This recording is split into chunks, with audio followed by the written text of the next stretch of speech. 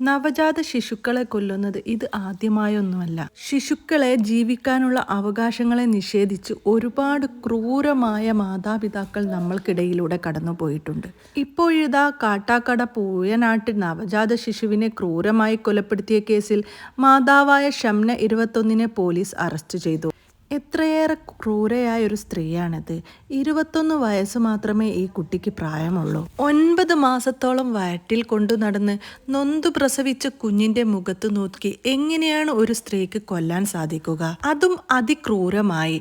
കുഞ്ഞിന്റെ കഴുത്ത് ബ്ലഡ് കൊണ്ട് മുറിക്കുകയും തുടർന്ന് മുഖത്ത് അമർത്തി ശ്വാസം മുട്ടിക്കുകയും ചെയ്തുവെന്ന് ഷംന ചോദ്യം ചെയ്യലിൽ സമ്മതിച്ചതായി പോലീസ് അറിയിച്ചു. കോടതിയിൽ ഹാജരാക്കിയ ഷംനയെ റിമാൻഡ് ചെയ്യുകയും ചെയ്തു. ഞായറാഴ്ചയാണ് ഷംന വീട്ടിൽ പ്രസവിച്ചത്. ഭർത്താവ് അൽത്താഫിന് ഇറച്ചിക്കടയിലാണ് ജോലി. 3 വർഷം മുമ്പാണ് ഇവരുടെ വിവാഹം കഴിഞ്ഞത്.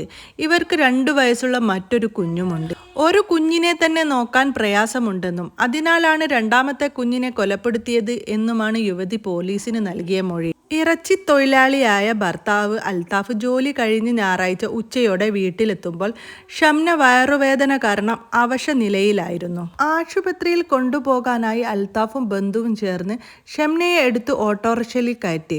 തുടർന്ന് ഷംനയുടെ ചെരുപ്പ് എടുക്കാനായി അൽത്താഫ് മുറിയിൽ കയറിയപ്പോഴാണ് കട്ടിനടിയിൽ രക്തം പുരണ്ട തുണിയിൽ ചോരക്കുഞ്ഞിനെ കണ്ടത്. കുറച്ചു നേരത്തേക്ക് അൽത്താഫ് സ്തബ്ധനായി പോയിരുന്നെങ്കിലും കുഞ്ഞിനെ കൈകളിലെടുത്ത് ഭാര്യയുടെ അടുത്തേക്ക് ചെന്നു. ഭാര്യയോട് എന്തെങ്കിലും ചോദിച്ചറിയാനുള്ള അവസ്ഥയിലായിരുന്നില്ല അവളപ്പോൾ. എങ്കിലും അവ്യക്തമായിട്ട് എന്തൊക്കെയോ അവൾ പറയാൻ ശ്രമിച്ചിരുന്നു. കുഞ്ഞിനെയും ഭാര്യയെയും സ്വകാര്യ ആശുപത്രിയിൽ എത്തിച്ചെങ്കിലും കുഞ്ഞിന് ജീവൻ ഉണ്ടായിരുന്നില്ല. മൃതദേഹത്തിൽ മുറിവുകൾ കണ്ടതിനെ തുടർന്ന് ഡോക്ടറാണ് പോലീസിൽ വിവരം അറിയിച്ചത്.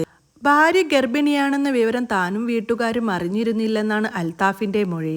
സംഭവത്തെ തുടർന്ന് പോലീസ് നിരീക്ഷണത്തിൽ ചികിത്സയിൽ തുടർന്നിരുന്ന ഷംനയെ ഇന്നലെ അറസ്റ്റ് ചെയ്യുകയായിരുന്നു. കുഞ്ഞ് വയറ്റിലിരിക്കുമ്പോൾ തന്നെ ഗർഭചിത്രത്തിന് ശ്രമിച്ചിരുന്നു. എന്നാൽ ഒരു വഴികളും നടന്നില്ല. കുഞ്ഞിനോട് ഒരല്പം പോലും സ്നേഹവും തോന്നിയില്ല. കൊലപാതകത്തിന് ഉപയോഗിച്ച ആയുധം കണ്ടെത്തുന്നതിന് കൂടുതൽ തെളിവുകൾ ശേഖരിക്കുന്നതിനുമായി പ്രതിയെ കസ്റ്റഡിയിൽ വിട്ടുകിട്ടാൻ പോലീസ് ഉടൻ അപേക്ഷിക്കും.